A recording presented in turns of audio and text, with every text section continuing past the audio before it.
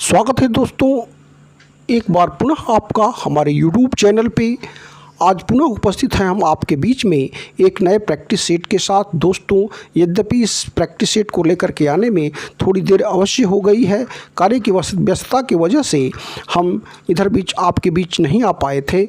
आज इस practice set के माध्यम से यह करंट अफेयर्स का प्रैक्टिस सेट है। दोस्तों, जैसा कि मैंने आपसे बताया था कि प्रैक्टिस शीट के माध्यम से आप अपने तैयारियों का आकलन कर पाते हैं।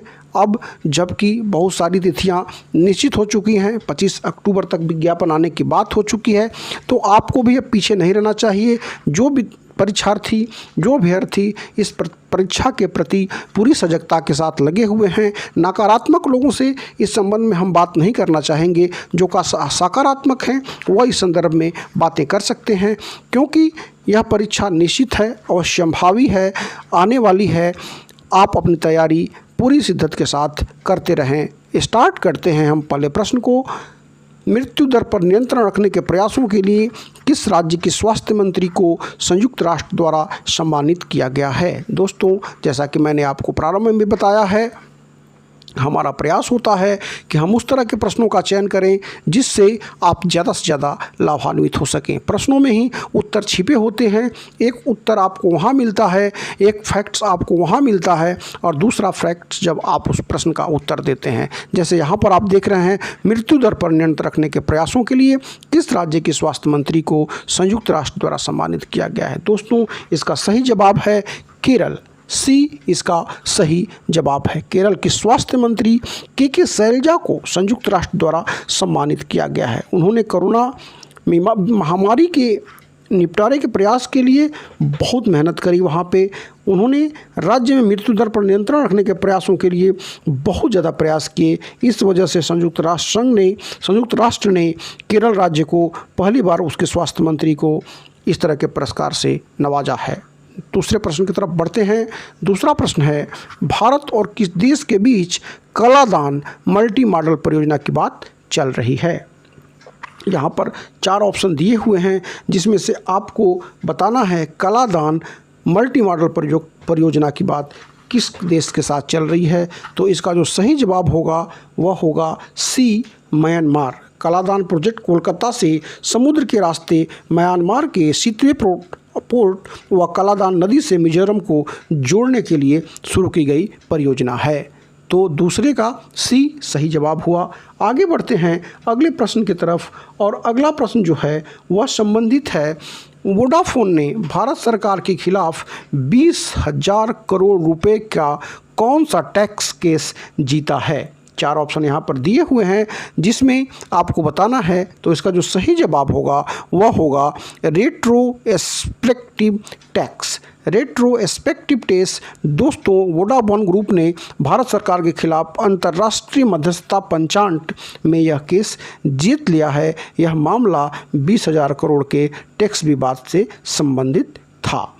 आगे बढ़ते हैं अगले प्रश्न की तरफ, और अगला प्रश्न है, दुनिया के सबसे लंबे हाईवे सुरंग अटल टनल जो 10,000 फीट की ऊंचाई पर है स्थित है की लंबाई कितनी है? दोस्तों, आप इस समय इसकी चर्चा सुन रहे हैं। यह जो अटल टनल है यह मनाली के पास स्थित है।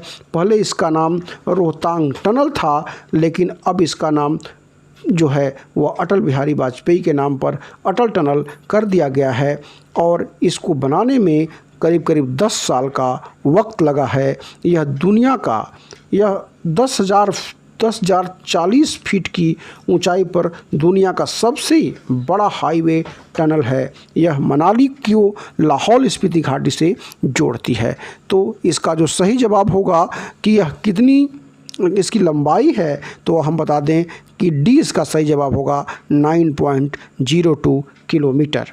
आगे बढ़ते हैं अगले प्रश्न की तरफ, और अगला प्रश्न है, रिजर्व बैंक ऑफ इंडिया ने किस बॉलीवुड एक्टर को बैंक धोखाधड़ी से बचाने के लिए जागरूकता अभियान का हिस्सा बनाया है? तो यहाँ पर हम आपको बता दें, जो 4 ऑप्शन यहाँ पर आपको उपलब्ध हैं उनमें से आपको बताना है सही जवाब। तो 20 का सही जवाब हुआ अमिताभ बच्चन। दोस्तों ब्रांड एम्बेसडर से संबंधित प्रश्न आयोग में आते रहे हैं और हमारा प्रयास है कि हम आपको उसी तरह के प्रश्नों से अवगत कराएं जो आयोग की परंपरा के हिस्से रहे हैं। और आपको एक बात और बता दें कि यह मेरा चौथा करंट अफेयर्स का प्रैक्टिस सेट है और मेरा प्रयास है कि आप ज़्यादा से ज़्यादा प्रैक्टिस करते रहें। प्रैक्टिस सेट के माध्यम से आप अपने तैयारियों का आकलन भी कर पाते हैं, आपकी कितनी पैठ है उसको भी देख पाते हैं और उसके साथ साथ आप उसमें अपना सुधार भी कर पाते हैं कि किस पोर्शन में आपसे गलतियां हो रही हैं। क्योंकि करेंट अफेयर्स यानी यूनिट फर्स्ट का जो दायरा है वह सबसे व्यापक और विशाल है, इसकी सीमाएं अनंत हैं और जो आपके इकाइयां हैं वे लिमिटेड हैं, जबकि करेंट अफेयर्स में कहीं से कुछ भी आ सकता है। नेशनल या affairs, international affairs, sports personalities, research development और जो स्पोर्ट्स से रिलेटेड बातें हैं वह कहीं से भी आ सकते हैं। इसलिए आपको इस पार्टिकुलर यूनिट की प्रैक्टिस ज़्यादा से ज़्यादा करनी चाहिए। तो इसका जो सही जवाब होगा वह होगा अमिताभ बच्चन। अमिताभ बच्चन को बैंक ऑफ इंडिया ने ग्राहकों को धोखाधड़ी से बचने के लिए अपना जागरूकता अभियान का पहल करने के लिए उनको इसके लिए नियुक्त किया है। और यहाँ पर अब बढ़ते हैं अगले प्रश्न की तरफ। और अगला प्रश्न जो कह रहा है कि मेमोयर बुक यानी संस्मरण पुस्तक इन अनफिनिश्ड की लेखिका कौन है जिनकी यह पुस्तक रिलीज होते ही अमेरिका की बेस्ट सेलर बन गई। रिलीज होने के 12 घंटे से भी कम समय में यह यूएस की नंबर 1 पुस्तक बन गई। और यह पुस्तक किसने लिखी है? तो यह पुस्तक लिखी है प्रियंका चोपड़ा ने। छठे का डी सही जवाब हुआ। आगे बढ़ते हैं अगले प्रश्न की तरफ। और अगला प्रश्न है पथश्री, सड़कों की मरम्मत से संबंधित पथश्री अभियान योजना किस राज्य में शुरू की गई है? अब यहाँ देखिए एक प्रश्न का उत्तर जो है प्रश्न में ही समाहित है। कैसे? ऐसे सड़कों के मरम्मत से, यानी पथश्री किस तरह की अभियान योजना है? तो सड़कों के मरम्मत संबंधित है और किस राज्य में शुरू की गई है? अब इसका जवाब आपको देना है। तो इसका जो जवाब होगा वह होगा पश्चिम बंगाल। 7वें का सी, बंगाल सरकार ने राज्य भर के करीब 12,000 किलोमीटर तक की सड़कों के मरम्मत की योजना को पथश्री योजना के नाम से शुरू किया है। अगले प्रश्न की तरफ बढ़ते हैं। और अगला प्रश्न है कि किस देश ने क्षुद्र ग्रह के लिए, एस्टेरॉयड्स के लिए दुनिया के पहले खनन रोबोट, एस्टेरॉयड्स माइनिंग रोबोट को लॉन्च किए जाने की घोषणा की है? दोस्तों दुनिया में पहला इस तरह का प्रयास करने वाला जो देश है वह यहाँ जो 4 ऑप्शन दिए हुए हैं उसमें 8वें का ए सही जवाब हुआ।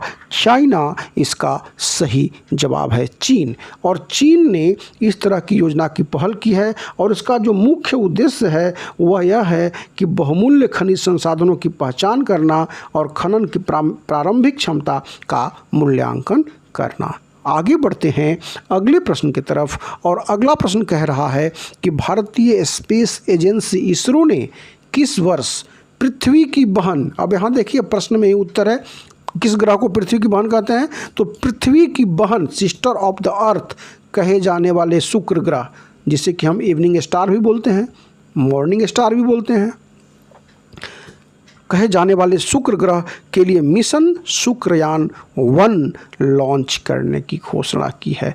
तो देखिए प्रश्न में 2-3 उत्तर तो आपको मिल ही गए। अब असली उत्तर की तरफ चलते हैं जो इस प्रश्न से पूछा गया है। तो वह कह रहा है कि किस वर्ष घोषणा की है? तो हम आपको बता दें, यहाँ 4 ऑप्शन आपको दिए गए हैं। अब इसमें जो सही जवाब है वह है बी, यानी कि 2025। हम आपको बता दें कि इसरो द्वारा फ्रांस की स्पेस एजेंसी CNES की सहायता से इसको लॉन्च करने की घोषणा की गई है। और यह शुक्र ग्रह पर शोध के लिए ऑर्बिटर लॉन्च करने की जो योजना है वह, इसके अध्यक्ष जो हैं वह के शिवान हैं और 2025 वर्ष इसके लिए निर्धारित किया गया है। दोस्तों बढ़ते बढ़ते हम आ गए हैं 10वें प्रश्न की तरफ। और 10वां प्रश्न जो है वह कह रहा है कि भारत के किस बैंक ने पूर्ण रूप से कागज़ के इस्तेमाल को रोकने के लिए IB नोट ग्रीन टेक की पहल की है?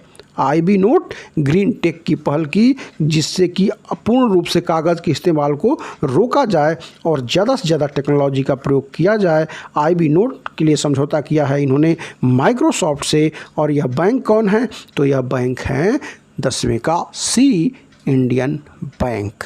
दोस्तों, अब बढ़ते बढ़ते हम आ जाएंगे 11वें प्रश्न की तरफ। जैसा कि मैंने आपको एक बार पुनः बता दूं कि हमारे द्वारा हमारा जो चैनल है वह एक ग्रुप का भी संचालन करता है, जिसमें आपके जीके के पोर्शन से रिलेटेड सारी तैयारियां कराई जाती हैं।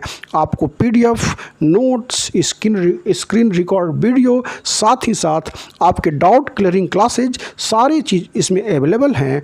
आप इसमें बहुत ही न्यूनतम राशि में अपनी संपूर्ण तैयारी की योजना को साकार कर सकते हैं और अपनी अनंतिम सफलता प्राप्त कर सकते हैं। तो इससे जुड़ने के लिए हमारा व्हाट्सएप नंबर है, जो आप हमारे वीडियो पे रिलीज होता है। आप अगर उस पर हमसे संपर्क करते हैं तो आप इससे ज़्यादा से ज़्यादा लाभान्वित हो सकते हैं और अपनी तैयारी को बहुत सही दिशा दे सकते हैं। दोस्तों, इस तैयारी में आपकी अपनी भूमिका सबसे महत्वपूर्ण हो जाती है और आपका जो निर्णय है वह सबसे ज़्यादा महत्वपूर्ण होगा। बढ़ते अगले प्रश्न की तरफ। और अगला प्रश्न है, भारत की अग्निकुल कॉस्मस ने किस देश की एरोस्पेस कॉरपोरेशन के साथ इस फायरवॉल रॉकेट लॉन्च करने के लिए समझौता किया है? तो हम आपको बता दें कि फायरवॉल रॉकेट लॉन्च करने की जो समझौता हुई है वह अग्निकुल कॉस्मस ने यह अमेरिका की AAC के साथ पैसिफिक स्पोर्ट्स कॉम्प्लेक्स अलास्का से इस तरह का समझौता किया है, जिसके माध्यम से लो अर्थ ऑर्बिट में 100 किलोग्राम पेलोड ले जाने की में भी वह सक्षम रहेगा।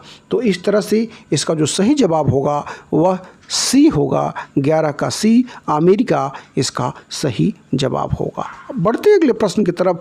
और अगला प्रश्न है, अंतर्राष्ट्रीय 2020 क्रिकेट में किसने महेंद्र सिंह धोनी के एक विकेट कीपर के तौर पर सबसे ज़्यादा बल्लेबाजों को आउट करने का रिकॉर्ड तोड़ा है? तो यहाँ पर 4 ऑप्शन दिए गए हैं। इसमें जो सही जवाब होगा वह होगा एलिशा हीली। ऑस्ट्रेलिया की एलिशा हीली ने पूर्व भारतीय कप्तान महेंद्र सिंह धोनी के T20 क्रिकेट में 91 बल्लेबाजों को आउट करने का रिकॉर्ड तोड़ा है। तो इस तरह से एलिशा हीली इसका सही जवाब हुआ। बढ़ते अगले प्रश्न की तरफ। और अगला प्रश्न है कि 5 अक्टूबर को विश्व स्तर पर किस दिवस को मनाया गया? अब यहाँ पर आप देख रहे हैं, पूछ रहा है 5 अक्टूबर को कि विश्व स्तर पर। अब यहाँ पर दिया गया है किस दिवस को, तो यहाँ जो इसका सही जवाब होगा वह होगा 13 का सी, विश्व शिक्षक दिवस। दोस्तों, विश्व शिक्षक दिवस की बात यहाँ पर की जा रही है। जैसा कि आप जानते हैं, हमारे देश में जो शिक्षक दिवस मनाया जाता है वह सर्वपल्ली राधाकृष्णन के जन्मदिन के अवसर पर मनाया जाता है, जो 5 सितंबर को मनाया जाता है प्रत्येक वर्ष। लेकिन जो विश्व शिक्षक दिवस है वह 5 अक्टूबर को वर्ल्ड लेवल पर मनाया जाता है। और इस तरह से यहाँ पर जो सही जवाब होगा वह होगा विश्व शिक्षक दिवस। और इस बार जो विश्व शिक्षक दिवस का जो थीम था वह था टीचर्स लीडिंग इन क्राइसिस, री इमेजिनिंग द फ्यूचर। तो इस तरह से इसको आप याद रखेंगे। और अब बढ़ते हैं अगले प्रश्न की तरफ। और अगला प्रश्न है, बोंगो सागर नामक नौसेना अभ्यास भारत और किस देश के बीच आयोजित किया जाता है? तो यह योजना जो है संपन्न हुई बंगाल की खाड़ी में। अभी बंगाल की खाड़ी में किसके साथ? बांग्लादेश के साथ। यानी कि 14 का सी जो हुआ वह सही जवाब हुआ। अब हम बढ़ते हुए आ गए हैं किस प्रश्न की तरफ? 15वें प्रश्न की तरफ। और 15वां प्रश्न जो है यह कह रहा है, भाषण 4 द्वीप। भाषण 4 द्वीप दोस्तों कुछ दिन पहले बड़ा चर्चा में था और इसलिए इस प्रश्न को मैंने इस करंट अफेयर्स में सम्मिलित किया है कि भाषण 4 द्वीप जो कुछ दिन पूर्व चर्चा में था किससे संबंधित है? 4 ऑप्शन दिए हुए हैं। अब आपको इसमें बताना है कि यह सिया सुन्नी विवाद से था, फिलिस्तीन शरणार्थियों के साथ था, रोहिंग्या शरणार्थियों के बसाव को लेकर था या तिब्बती शरणार्थियों को लेकर था, तो हम आपको इसका सही उत्तर बताते हैं दोस्तों। और यह था रोहिंग्या शरणार्थियों के बसाव को लेकर के। यह जो है बंगाल की खाड़ी में जो 4 द्वीप हैं, भाषण 4 द्वीप, वहाँ पर रोहिंग्या शरणार्थियों को बसाने को लेकर के यह जो द्वीप था, यह भाषण 4 द्वीप चर्चा में था। आगे बढ़ते हैं अगले प्रश्न की तरफ, और अगला प्रश्न है, विश्व स्वास्थ्य संगठन ने 2020-30 के दशक को किस रूप में मनाने का निर्णय लिया है? अब यहाँ पर 4 ऑप्शन दिए हुए हैं। अब आपको बताना है कि इसमें से सही कौन है। तो हम आपको बता दें कि विश्व स्वास्थ्य संगठन जो इस समय बड़ा चर्चा में भी है, आप देख रहे हैं, और इसने जो निर्णय लिया है 2020-30 को, वह लिया है decade of healthy ageing. Decade of healthy ageing, यह जो है इस बार का 2020-30 डिकेड्स का थीम है, डिकेड ऑफ हेल्दी एजिंग। बढ़ते हैं अगले प्रश्न की तरफ, और अगला प्रश्न है, इनमें से कौन डेयरिंग सिटीज 2020 सम्मेलन में बोलने वाले दुनिया भर के 5 नेताओं में से एक होंगे? तो यहाँ पर हम आपको बता दें कि विश्व के जो 5 नेताओं के का जो चयन हुआ है, तो भारत में से जिसका चयन हुआ है वह हैं हमारे दिल्ली के मुख्यमंत्री अरविंद केजरीवाल। अरविंद केजरीवाल यानी कि 17 का बी जो है वह इसका सही जवाब हुआ।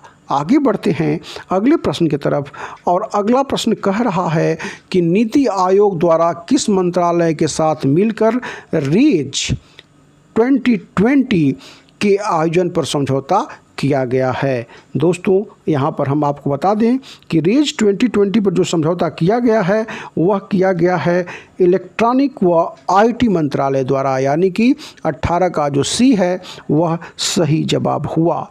5 से 9 अक्टूबर 2020 तक कृत्रिम बुद्धिमत्ता पर आधारित responsible AI for social empowerment का आयोजन इसके लिए किया गया है, और इस तरह से यह जो इसका जवाब हुआ वह होगा 18 का सी।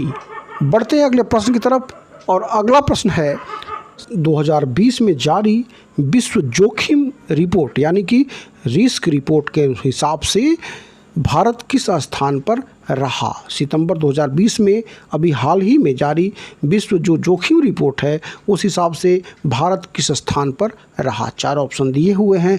हम आपको बता दें कि जो जोखिम रिपोर्ट जारी की गई है वर्ल्ड लेवल पर, उसके हिसाब से 89वें रैंक पर यानी कि 89वें रैंक पर भारत का स्थान रहा है, यानी 19 का सी इसका सही जवाब हुआ। वैश्विक स्तर पर भूकंप, बाढ़, सूखा आदि जैसे आपदाओं के प्रति जोखिम के आधार पर सबसे अधिक जोखिम के साथ बनातू पहले और टोंगा दूसरे स्थान पर रहा है, जबकि इस हिसाब से भारत जो है 89 में यानी कि 89वें नंबर पे रहा है। तो 19 का सी सही जवाब हुआ। आगे बढ़ते हैं अगले प्रश्न की तरफ, और अगला प्रश्न है, किस राज्य की राज्य सरकार ने छात्रों के लिए यू राइज पोर्टल को लॉन्च किया है? यू राइज पोर्टल को लॉन्च करने वाला कौन सा स्टेट है? तो यहाँ जो 4 ऑप्शन दिए हुए हैं उनमें आपको बताना है, मैं बता दे रहा हूँ कि इसका जो सही जवाब होगा वह होगा 20 का बी, यानी कि उत्तर प्रदेश। अपना उत्तर प्रदेश इसका सही जवाब हुआ। सीएम योगी आदित्यनाथ द्वारा उत्तर प्रदेश की राजधानी लखनऊ में यू राइज यानी unified reimagined innovation for students empowerment U rise portal launch किया है। तो इस तरह से 20 का सी बी सही जवाब हुआ उत्तर प्रदेश। आगे बढ़ते हैं अगले प्रश्न की तरफ कि संयुक्त राष्ट्र के साथ मिलकर दिसंबर 2020 में किस देश द्वारा वैश्विक जलवायु शिखर सम्मेलन की मेज़बानी की जाएगी? तो इसमें जो 4 ऑप्शन दिए हुए हैं उसमें इसका जो सही जवाब होगा वह होगा बी, 21 का बी, यूनाइटेड किंगडम के पीएम बोरिस जॉनसन व संयुक्त राष्ट्र के महासचिव एंटोनियो गुटेरेस द्वारा सह मेज़बानी की जाएगी और यह आयोजन जो होगा वह दिसंबर 2020 में होगा। आगे बढ़ते हैं अगले प्रश्न की तरफ और आ गए हम 22वें प्रश्न के पास। और 22वां प्रश्न कह रहा है कि भारत का कौन सा राज्य united nation interagency task force award 2020 का विजेता घोषित किया गया है? तो दोस्तों, united nation interagency task force award 2020 का जो विजेता घोषित किया गया है वह है, इस प्रश्न का जो जवाब होगा केरल। एक बार पुनः केरल जो है इसमें बाजी मार लिया है और WHO के निदेशक टेड्रोस अथनाम द्वारा गैर संचारी बीमारियों के नियंत्रण व बचाव के लिए यह अवार्ड यूनिटफ अवार्ड 2020 की घोषणा की गई है और केरल को यह अवार्ड मिला है। 22 का ए सही जवाब हुआ। बढ़ते अगले प्रश्न की तरफ और अगला प्रश्न है, मौसिक नामक माइक्रो प्रोसेसर किस IIT द्वारा विकसित किया गया है? भारत में बहुत सारे IIT हैं। जो मौसिक नामक माइक्रो प्रोसेसर विकसित किया गया है उसका जो सही जवाब होगा IIT मद्रास, यानी 23 का ए सही जवाब हुआ। आगे बढ़ते हैं अगले प्रश्न की तरफ और अगला प्रश्न कह रहा है कि हाल ही में रक्षा शोध अनुसंधान संगठन DRDO के द्वारा स्मार्ट का सफलतापूर्वक परीक्षण किया गया है। स्मार्ट का सफलतापूर्वक परीक्षण किया गया है। स्मार्ट किस तरह के युद्ध में सहायक है? दोस्तों, हम बता दें कि स्मार्ट यानी कि सुपरसोनिक मिसाइल यह है, सुपरसोनिक मिसाइल से रिलेटेड है। यह रिलीज किया गया है। एक टारपीडो जो टीस का जो लास्ट में है वह इसका मतलब हुआ, और जहाँ पर टारपीडो होगा वह ऑब्वियसली जो है वह पानी में होगा, सबमरीन से होगा। तो 24 का जो बी है वह इसका सही जवाब हुआ, क्योंकि जो सबमरीन यानी पानी में जो पनडुब्बी चलती है टारपीडो उस पर मार करेगा और स्मार्ट के माध्यम से यह बातें की है डेवलप DRDO ने। यानी इस प्रश्न का जो सही जवाब हुआ वह 24 का बी सबमरीन युद्ध। अगले प्रश्न की तरफ बढ़ते हैं और अगला प्रश्न है, हाल ही में उत्तर प्रदेश सरकार ने किस जिले में किंग वल्चर संरक्षण और प्रजनन केंद्र स्थापित करने की योजना बनाई है? तो इस तरह की योजना बनाने की जो शुरुआत की है, किंग वल्चर संरक्षण योजना, गिद्ध से संबंधित यह योजना है और यह योजना शुरू की गई है गोरखपुर में, यानी 25 का जो डी है गोरखपुर इसका सही जवाब हुआ, 25 का डी। आगे बढ़ते हैं अगले प्रश्न की तरफ और अगला प्रश्न कह रहा है, हाल ही में किन वैज्ञानिकों को मेडिसिन के क्षेत्र में नोबेल पुरस्कार 2020 प्रदान किया गया है? दोस्तों, अब नोबेल पुरस्कार का समय आ गया है। आपको जैसा कि पता है नोबेल पुरस्कार जो अल्फ्रेड नोबेल के नाम पर स्थापित किया गया है, जो 6 क्षेत्रों में चिकित्सा में, भौतिकी में, रसायन में, शांति में, लिटरेचर में और इकोनॉमिक्स में दिया जाता है। और इस बार का जो नोबेल पुरस्कार दिया गया है, जो यहाँ पर आप ऑप्शन देख रहे हैं, ए हार्वे अल्टर, माइकल हॉफ्टन, चार्ल्स सराइन, इन तीनों को संयुक्त रूप से दिया गया है। और हम आपको बता दें कि इनको यह पुरस्कार दिया गया है वह हेपेटाइटिस से संबंधित बीमारियों के डेवलप को रोकने के लिए जो इन्होंने टीके डेवलप किए हैं हेपेटाइटिस सी, उस संदर्भ में यह दिया गया है। बढ़ते हैं अगले प्रश्न की तरफ और अगला प्रश्न जो है वह कह रहा है कि 2 अक्टूबर 2020 को प्रधानमंत्री नरेंद्र मोदी ने वैभव सम्मेलन का उद्घाटन किया है। यह सम्मेलन किस क्षेत्र से संबंधित है? यहाँ पर 4 ऑप्शन दिए हुए हैं। हम इसको बता दें कि यह जो वैभव सम्मेलन है वह विज्ञान और प्रौद्योगिकी से रिलेटेड है, साइंस एंड टेक्नोलॉजी से रिलेटेड यह सम्मेलन है और इसका उद्घाटन किया था प्रधानमंत्री नरेंद्र मोदी ने। और तो इस तरह से 27 का ए सही जवाब हुआ। दोस्तों, एक बार पुनः हम आपको बता दें कि आप हमारे चैनल से जुड़ना चाहते हैं, अपनी तैयारी को सही दिशा में ले जाना चाहते हैं, आप अपने 6 इकाइयों से संबंधित नोट्स प्राप्त करना चाहते हैं, 40 से 50 प्रैक्टिस सेट प्राप्त करना चाहते हैं, आप पर्सनल डिस्कशन चाहते हैं, तो आप हमारे चैनल से जुड़ सकते हैं। और इसके लिए हमारा व्हाट्सएप नंबर डिस्प्ले हो रहा है, जहां पर बहुत ही न्यूनतम राशि में आपको ये सारी सुविधाएं उपलब्ध कराई जाएंगी, जिससे आपकी तैयारी मजबूत से मजबूत हो सके और आपकी अनंतिम सफलता सुनिश्चित हो सके। बढ़ते हैं अगले प्रश्न की तरफ, और अगला प्रश्न है, निम्न में से किस निशानेबाज ने 5वीं अंतर्राष्ट्रीय ऑनलाइन निशानेबाजी की प्रतियोगिता के 10 मीटर एयर राइफल प्रतिस्पर्धा में स्वर्ण पदक जीता? यहाँ जो 4 ऑप्शन दिए हुए हैं, इनमें जो सही जवाब होगा दोस्तों वह होगा 28 का डी, विष्णु शिवराज पांडियन। विष्णु शिवराज पांडियन ने यह पुरस्कार जीता है। और इस तरह से यह एक ऑनलाइन प्रतियोगिता का आयोजन हुआ था कोरोना की वजह से। और अब बढ़ चुके हैं हम 29वें प्रश्न की तरफ, और 29वां प्रश्न कह रहा है कि DRDO ने शौर्य मिसाइल का सफल परीक्षण किया है, इस मिसाइल के संदर्भ में कौन सा कथन सत्य है?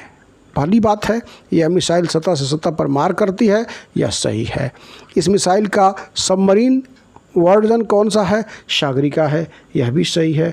तीसरी बात, यह हाइपरसोनिक श्रेणी की मिसाइल है, यानी बहुत तीव्र गति से चलने वाली मिसाइल है, तो यह भी सही है। यानी कि इसका जो ऑप्शन होगा वह होगा डी, सभी कथन सत्य हैं। सारे फैक्ट्स आपको मिल चुके हैं 29वें प्रश्न से संबंधित। और अब हम आ गए हैं अपने 30वें प्रश्न की तरफ। और 30वें प्रश्न की समाप्ति से पहले दोस्तों एक बात हम आपको और बता देना चाहेंगे कि अब वह समय आ गया है जब आप अपने सपनों को साकार कर सकते हैं। जब आपसे जुड़े हुए लोग और आपके सपने सारे सत्य हो सकते हैं, तो उसके लिए आपको पूरे तन मन धन से इसमें लग जाना होगा। और आपका दोस्तों मुकाबला अब बहुत ही आसान होने वाला है। आप इस प्रश्न को देखिए। 30वां प्रश्न, राजीव गांधी खेल रत्न अवार्ड 2020 से सम्मानित मरियप्पन थंगावेलु किस खेल से संबंधित हैं? 4 ऑप्शन दिए हुए हैं। और आपको बता दें कि यह जो मरियप्पन थंगावेलु हैं, यह एक पैरा एथलीट हैं और इन्होंने गोल्ड मेडल जीता था ओलंपिक में। और मरियप्पन थंगावेलु के साथ ही साथ इस बार का जो राजीव गांधी खेल रत्न अवार्ड है वह 5 लोगों को इस बार मिला था, जिसमें कि आपके क्रिकेटर रोहित शर्मा, जो रेसलर विनेश फोगाट, हॉकी की खिलाड़ी रानी रामपाल और टेनिस खिलाड़ी मोनिका बत्रा भी शामिल थीं। तो इस तरह से आपको ये जानकारी भी प्राप्त हो गई और मरियप्पन थंगावेलु को भी आप जान गए, पैरा एथलीट भी आप जान गए। 30 का भी सही जवाब हुआ। दोस्तों आशा है कि आपको यह वीडियो पसंद आया होगा और बहुत जल्दी और नए फैक्ट के साथ, नए वीडियो के साथ पुनः हम आपके बीच उपस्थित होंगे। तब तक के लिए ढेर सारा धन्यवाद।